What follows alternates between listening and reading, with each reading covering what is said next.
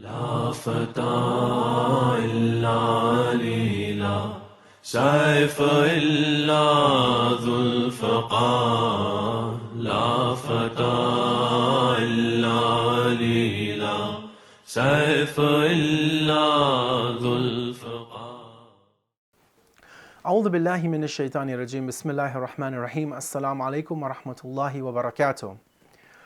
Today we're going to be looking at hadith number 14 from the commander of the faithful, Imam Ali, may God's peace and blessings be upon him, in which he is going to describe for us the true worth of one's actions. Now we know that when we perform any action as a believer, whether it be our praying, our fasting, going for pilgrimage, giving in charity, kindness to one's family members, to one's community members, that all of these actions have an outer and an inner dimension, as we will see in this tradition. And what we will understand is that in order for any of our actions to be of any worth, of any benefit, they have to have that dual component has to come together. The outer and the inner action have to be in constant check and awareness, and they both have to be going down the same path. And this is something which we see within many verses of the Quran that speak about this topic, and many of also the hadith, the traditions of the 14 infallibles.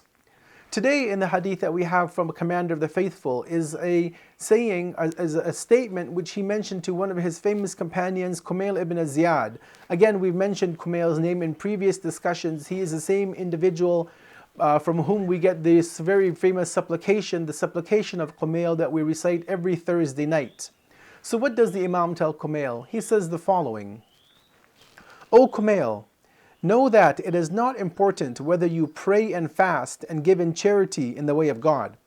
Rather, what is important is that your prayers and all other actions are performed with a pure heart, and that all of your actions are performed correctly in the presence of God, and that all of your actions are blended with humility and humbleness.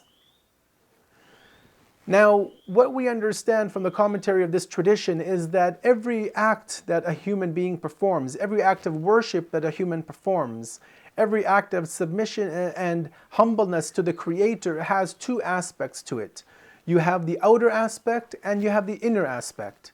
The outer aspect is what we call the body of the action, and the inner aspect is the soul, is the crux of that particular action. So if you take, for example, the salat, the 5 daily prayers that Muslims pray on a regular basis, 5 times a day, the outer form is the actions that anybody can see. It is the performance of the wudu, the purification to get ready for the action. It is the saying of the takbiratul ihram, saying Allahu Akbar. It is the recitation, the art of the ruku, the act of the ruku, of the sajda, of the qunut. All of these actions make up the outer form of the prayers. But we know for a fact that the outer form is only one aspect of it, because at every stage of the prayer there's also something to recite. There is a dhikr or some form of glorification to recite, where we glorify and praise and extol Allah, the Creator. So you have the body and you have the spirit. But in addition to the recitations, which is a part of the spirit, you have the concept of the intention, the why you're doing a particular action. And so a person could be doing the outer form, doing the actions, and maybe even the inner form, which is the recitation, but they don't have a proper intention. They're not doing it for the sake of God. They're doing it because they are forced to by their parents, or they're living in a society where they're expected to do certain acts, certain ritualistic acts of the religion.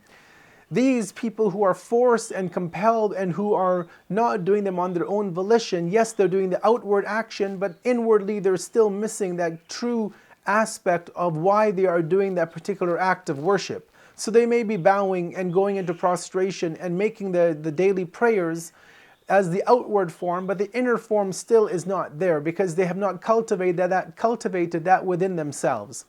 And so it is really a hollow action. It is an act which is being done, an act which is being performed, but not for the true purpose and the pleasure as the commander of the faithful has mentioned in this tradition.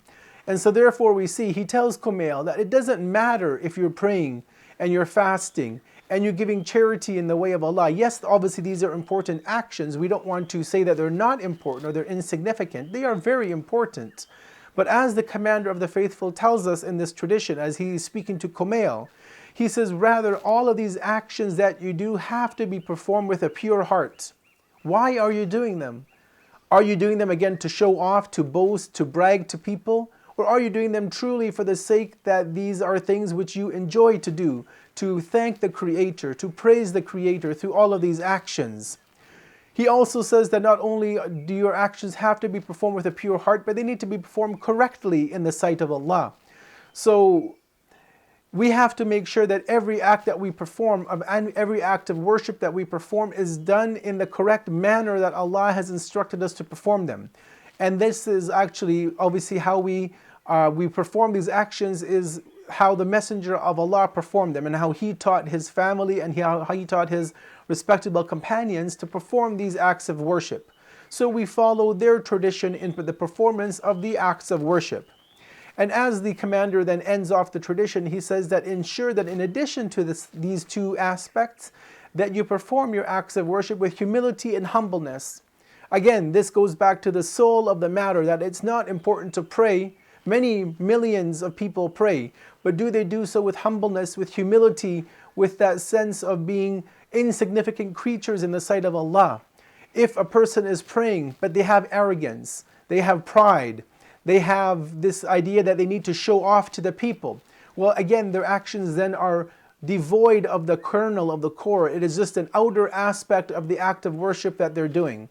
And so as we go through life, whether it be the praying, the fasting, going for the pilgrimage, giving in charity, or any of the other acts of worship that we have within our religion, we need to make sure that we have both the outer and the inner running parallel alongside one another. It's important to do the physical actions, but what is more important than the physical actions is to ensure the spirit behind the actions is there, the intention behind the actions is there. And if we're able to combine both of these, merge them both together, both of these are synchronized with one another, then we will see that we will actually enjoy the benefits and enjoy these acts of worship that we're performing, and that we will see a change in our character, in our demeanor, and hopefully also we will see a reciprocation from those around us, that they will notice that we are better human beings, better believers, and that we will also receive the benefits of being within a society of people who are all following this path and who are all treading the path to ensure that their outer and their inner core are one and the same. Wassalamu alaikum wa rahmatullahi wa barakatuh.